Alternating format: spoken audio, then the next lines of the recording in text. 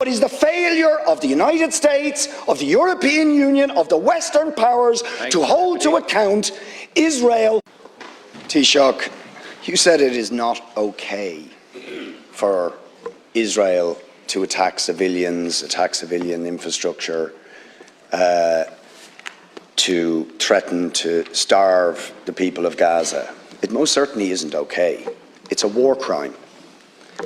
The Israeli government have brazenly, publicly and openly declared their intention to commit a war crime and have commenced that war crime against the people of Gaza, saying that they intend to starve of food, electricity, water 2.2 million people.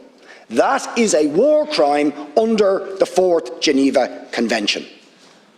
They are raining down thousands of the most sophisticated missiles known to humanity onto the most densely populated area in the world, carrying the certainty that almost every missile will incur civilian casualties, will and are destroying the infrastructure, the water infrastructure, the energy, making Gaza uninhabitable.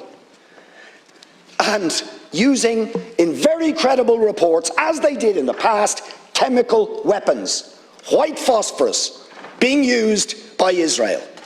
And you try to suggest there is some symmetry, some equivalence between the actions of Hamas and what Israel has been doing to the Palestinians for decades.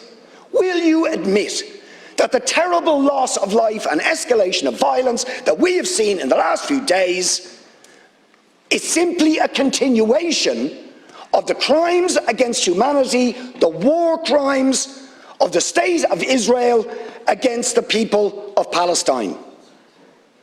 And it's not me saying this.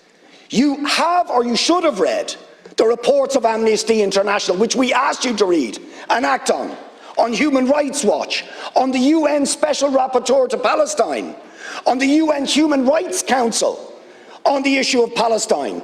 Do you know that the Israeli state will not even allow the UN Rapporteur on Palestine into the occupied territories, or the UN Human Rights Council in, because they know that they will bear witness to the ongoing ethnic cleansing, the ongoing illegal annexation of territory, the ongoing arbitrary detention of Palestinians without trial, the impunity when they assassinate a journalist like Shireen Abu Akleh. No justice, no sanctions. What do we actually get? The head of the most powerful state in the world, while Israel is threatening to commit war crimes against Israel, says we're going to give them more weapons and arms. We support them absolutely.